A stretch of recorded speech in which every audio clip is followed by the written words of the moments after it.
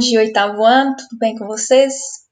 Gente, vamos dar continuidade ao nosso conteúdo, né? Que é Estados Unidos, População, Migrações e Urbanização. Na aula de ontem, nós vimos o processo de ocupação dos Estados Unidos, nós vimos a contribuição dos imigrantes para a construção desse país. Paramos aqui, né? Nós vimos esse slide aqui. Nós vimos que, apesar dos Estados Unidos ter um grande desenvolvimento econômico, com ótimos indicadores ali econômicos, como o PIB, o próprio IDH, nós sabemos que os Estados Unidos existe pobreza nesse país também, né? E nós falamos que 12% da população norte-americana vive em condições precárias, vive na pobreza, com baixas condições ali de baixa renda, e sem acesso à saúde e educação. E nós vimos que, a partir de 1970, o empobrecimento, né, o surgimento ali de uma classe pobre nos Estados Unidos, ela começa a aumentar. E por que isso acontece? Isso ocorre, pessoal, porque as políticas neoliberais ganham espaço não somente nos Estados Unidos, mas em todo o espaço mundial, principalmente ali nos Estados Unidos, que é o berço, digamos assim, o berço não, digamos que é mais intenso o neoliberalismo nesse país, em detrimento, ou seja, as políticas neoliberais aumentam e as políticas de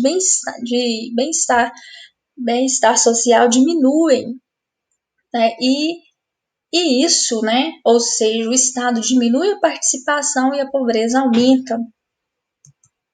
Antes de passar adiante, vamos aqui entender o que é esse estado de bem-estar social que havia muito forte nos Estados Unidos até 1970 e o que é esse neoliberalismo, né? A gente viu no começo do ano, nós vimos ali o que é liberalismo econômico e no século XX, na década de 70, ele volta, né, mais forte, que é esse neoliberalismo.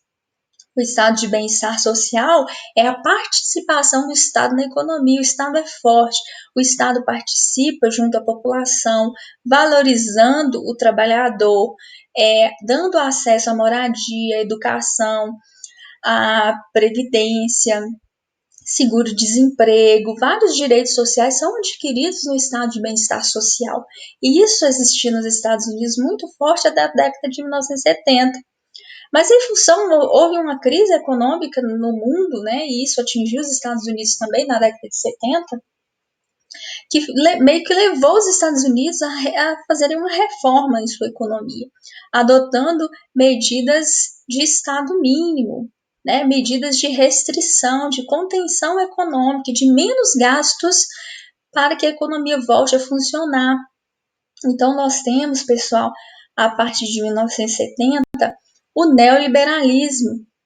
O neoliberalismo, nós já vimos, ele surge na Inglaterra, não é isso? Quando na segunda Revolução Industrial, e agora ele é o mesmo modelo onde o Estado é mínimo, mas no século XX, né? Uma adoção de um liberalismo nos tempos mais atuais.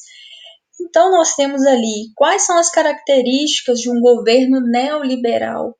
É a privatização de serviços públicos, como saúde, educação. Nós temos ali também várias perdas de direitos sociais, reforma trabalhista, terceirização, ou seja, várias garantias que o trabalhador tinha agora no estado neoliberalismo, e isso vai ser reduzido.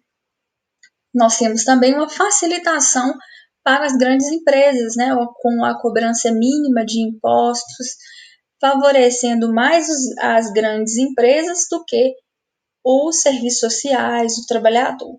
Tranquilo? Então, nós temos aqui o neoliberalismo sendo adotado nos Estados Unidos com toda a força a partir da década de 1970, e isso vai refletir como o surgimento de uma classe mais empobrecida nos Estados Unidos. Refletindo em 12%, 12%, né, população ali que vive em condições de pobreza. Vamos aqui estudar, pessoal, pirâmide etária, tá? Como que é a população dos Estados Unidos. Pessoal, quando a gente estuda população, ou seja, quantidade de homens, de mulheres, de jovens, de adultos, de idosos, Isso se dá através da interpretação da pirâmide etária. E por que a pirâmide etária? Ela nos informa o quê? A pirâmide etária, pessoal, ela nos informa o grau de desenvolvimento de um país. Ela é um indicador, né? Porque nós temos determinados comportamentos demográficos que evidenciam um estado, né, um país desenvolvido, e determinados comportamentos demográficos que evidenciam pobreza, por exemplo. Então, aqui, ó, nós temos duas pirâmides etárias. Aqui é uma síntese da pirâmide etária dos países africanos. Então, como que é a população ali geral, de maneira bem generalizada dos países africanos? A base é larga, né? A base é a população jovem de 0 a 14 anos, é a população que não trabalha. Se a base é larga, está nascendo muitas pessoas, né? A taxa de natalidade é alta, porque a base ali está aumentando. O meio da pirâmide, que está de azul, é a população de adultos, é a população ativa de um país, e o topo da pirâmide é a população idosa, aquela população também que não trabalha. Nessa pirâmide ali na África, o topo é estreito. Por quê? Porque o governo, o país, ele não consegue oferecer condições de qualidade de vida para que as pessoas vivam muito. Ou seja, nasce muita gente, a base é larga, mas poucas pessoas conseguem atingir o topo da pirâmide. Então, esse comportamento demográfico, ele evidencia a situação de países pobres, tá? Enquanto que países desenvolvidos, nós temos aqui a pirâmide etária dos Estados Unidos, que é um país desenvolvido. O que acontece num país desenvolvido? A base é estreita e o topo está alargando. Por que isso acontece, pessoal? Porque a taxa de fecundidade, ou seja, o número de filhos por mulher, diminuiu com o passar do tempo, e isso acontece porque a qualidade de vida no país ele melhora, a mulher vai começar a fazer um planejamento familiar, né, de acordo com as suas condições econômicas. Então, a tendência é diminuir a quantidade de filhos, até porque há uma inserção da mulher no mercado de trabalho e o tempo disponível para o cuidado da casa e dos filhos não vai sobrar tanto quanto antes. Então, a quantidade de filhos por mulher diminui. Então, a base ela vai tender ali cada vez mais a estreitar. Né? E isso acontece nos países desenvolvidos, países europeus e também nos Estados Unidos. Nos Estados Unidos, por exemplo, a taxa de fecundidade, ou seja, o número de filhos por mulher, é filho 1,8, né? Não tem como ter um filho e meio, né, gente? Mas é uma média. Então, você pega 1.000 mulheres em idade reprodutiva, que é de 16 a 49, 14 a 49 anos de idade, você soma o número de filhos que essas mulheres tiveram e divide pelo total de 1.000 mulheres, que dá 1,8 filhos por mulher. É porque tem mulher que tem 2, 3 filhos, tem mulher que não tem nenhum. A média é 1,8 nos Estados Unidos. E o topo tá largando, tá vendo? Que o topo ali da pirâmide, ele tá maior do que lá na pirâmide anterior da África. Por que isso está acontecendo? Porque a população ali está envelhecendo, a expectativa de vida está aumentando.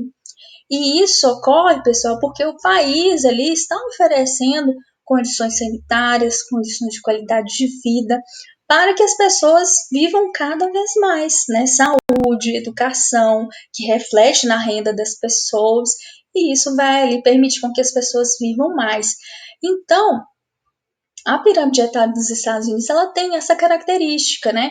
A base é estreita porque a quantidade de filhos por mulher é menor e o topo está largando porque as pessoas estão vivendo mais, a qualidade de vida está aumentando, permitindo com que essas pessoas ali atinjam idades cada vez maiores.